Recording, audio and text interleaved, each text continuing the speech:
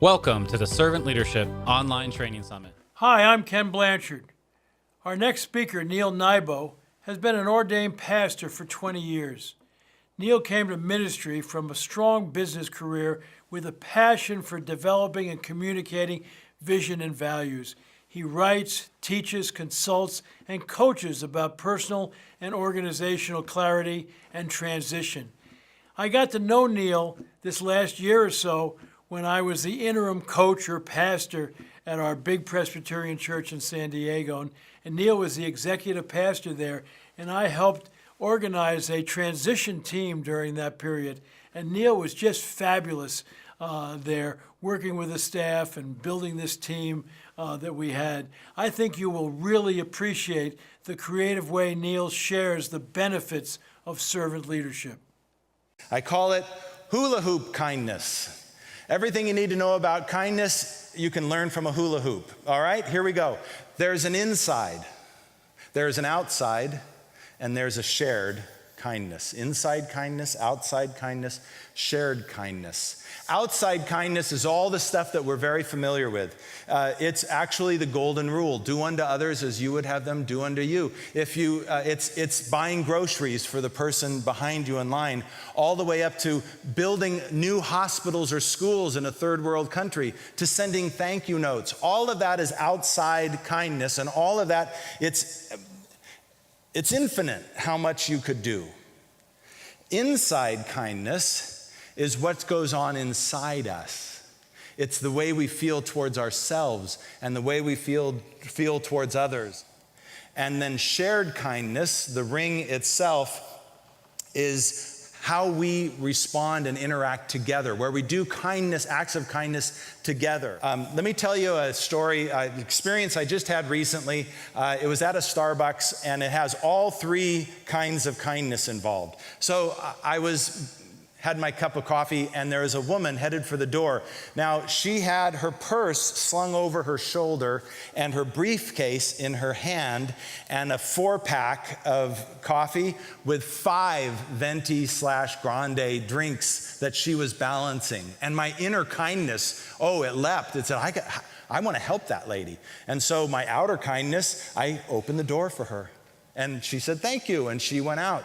My car was parked a couple past her, so I followed her out and was walking behind her, and I saw her get to her car. Now she's fumbling with keys, right, with everything. And I wanted to help, but I didn't want to be creepy, so I stayed on the curb, and I said, can I help you with that?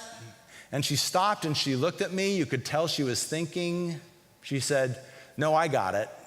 I'm like, yeah, I can tell, But can you see how high a step up it is from outside kindness that we do for others to shared kindness that we do with others?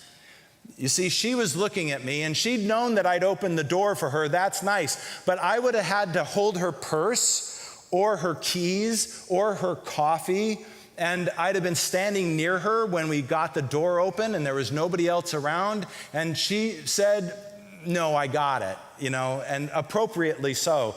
She had seen that I had some outside kindness, but she knew nothing of my inside kindness. Now, here's where transformation comes in. It turns out that our shared kindness, how much others are willing to participate with us, is based on the size of our inner kindness. Have you ever had somebody offer to help and you don't want their help because there's too many strings attached with that person? Their inner kindness is keeping their shared kindness, squashed. I said I would give you 3 ways for you to be kinder today. And we're going to get through these. There are one of each. There's an outside, an inside, and a shared kindness. You can write these down if you want. Hopefully you can remember them. Outside kindness, high five. Say hello to 5 people. And then use this really wonderful device, counting device, at the end of the night to count off how many you did. The one at Starbucks that I said hello to, the person jogging by me that I said hello to, my spouse. Yes, your spouse counts. You can, if you say hello to them, that'll be good. But listen, you don't always have to say hello or hi. You can use other appropriate language. For instance, You might try this. You too.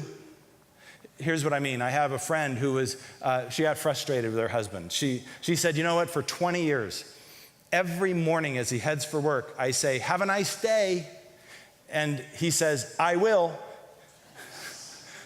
Okay. She says, would it kill him one time to think of me and say, you too? Not so hard. Turn to the person next to you and just say, you too. See? Not so hard. I should get at least one email from somebody that says, you helped my marriage by teaching us that. It helped mine, I will tell you. I say you too a lot more often now to Carolyn. So outside is high five. Inside, count to 2. You know the old saying, count to 10? We are moving so fast in our world today, if you pause for 10 seconds, someone's calling 911, right? They're gonna check your pulse to see if you're alive. So only count to 2, but here's the place to do it. When someone else has stopped talking, just count to 2 before you talk. Number 1, they say that pausing makes you look smarter, so that's, an extra. But the real point is that we are so used to interrupting, cutting people off, finishing other people's sentences. And we're so excited about what we want to talk about, we can't wait for you to be quiet so I can start talking. And if you're ever in meetings with colleagues or things like that, you see it all the time where one person says something and the next person goes right away.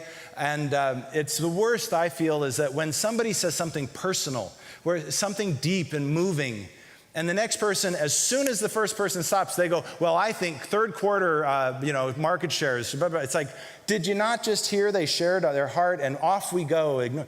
Just count to 2.